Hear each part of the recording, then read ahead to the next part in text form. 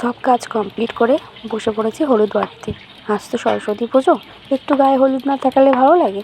তো মেয়েকে অনেক ডাকাডাকির পরে মেয়ে উঠে এসেছে, তো মেয়েকে চান করানোর আগে একটুখানি হলুদ লাগিয়ে ফেললাম। তো মেয়েকে চান করানো কমপ্লিট করে আমি নিজেও চান করতে চলে যাব। তো বাইরে আমাদের পাড়াতে পুজো হচ্ছে, তো পাড়ার পুজোর আগে আমি আমার ঘরের পুজোটা কমপ্লিট করে নেব। মহাদেবকে আগে স্নান করিয়ে গোপালকে স্নান করানো হয়ে গেছে, তো সব পুজো কমপ্লিট করে তারপরে যাব।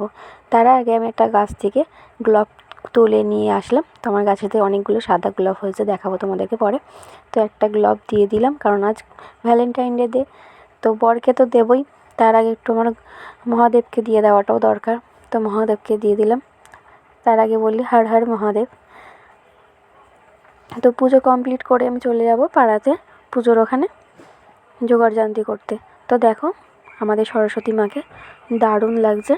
তো সাজানো কমপ্লিট হয়ে গেছিলো, তারপরে ফল কাটতে বসে করছি, কারণ 10:30 বা 10টার মধ্যে আমাদের ঠাকুরমশাই আসার কথা, অনেকটা সময় আছে। তো ফল কাটা হয়ে গেছে, আর কিছুটা কুচো ফুল রেখেছি ঝুড়ির মধ্যে, এইগুলো অঞ্জলি দেওয়ার জন্য লাগবে।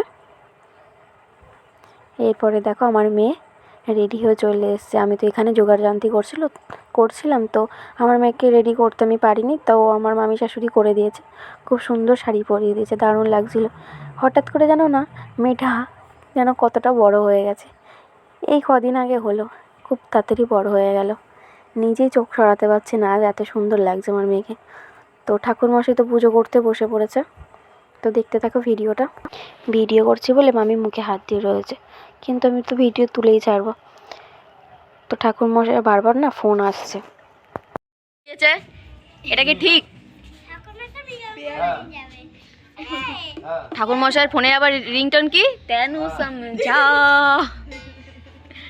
এইসব গান রাখা উচিত, কীর্তনের গান লাগবে। দেখো সেজে গুজে আসেনি বলে তাই জন্য মুখ লুকাচ্ছে বারবার, আর আমি তো ভিডিওতে তুলেই নিলাম।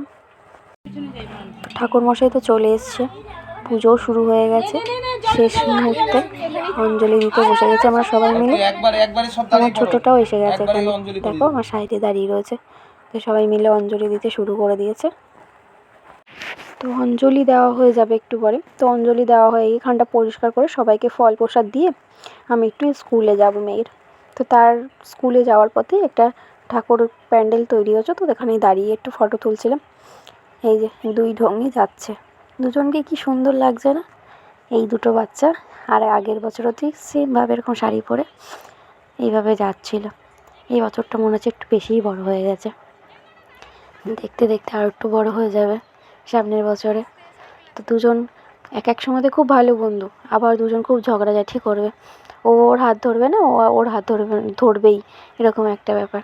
কখন মিল কখন ঝগড়া বুঝিই না মাঝে মধ্যে।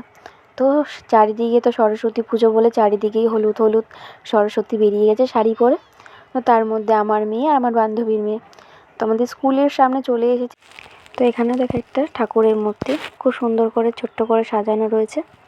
এখানে এটা হচ্ছে স্কুলের বাইরেতে পাড়ার লোক সবাই মিলে করেছে। তো স্কুলের ভেতরে গিয়ে কয়েকটা ফটো তুলে ঠাকুরের প্রসাদ খেয়ে আমরা বাড়ি চলে যাব। তারপর আর ভিডিও করা হয়নি। তো ভিডিওটা ভালো লাগলে প্লিজ লাইক কমেন্ট করো আর পাশে থেকো।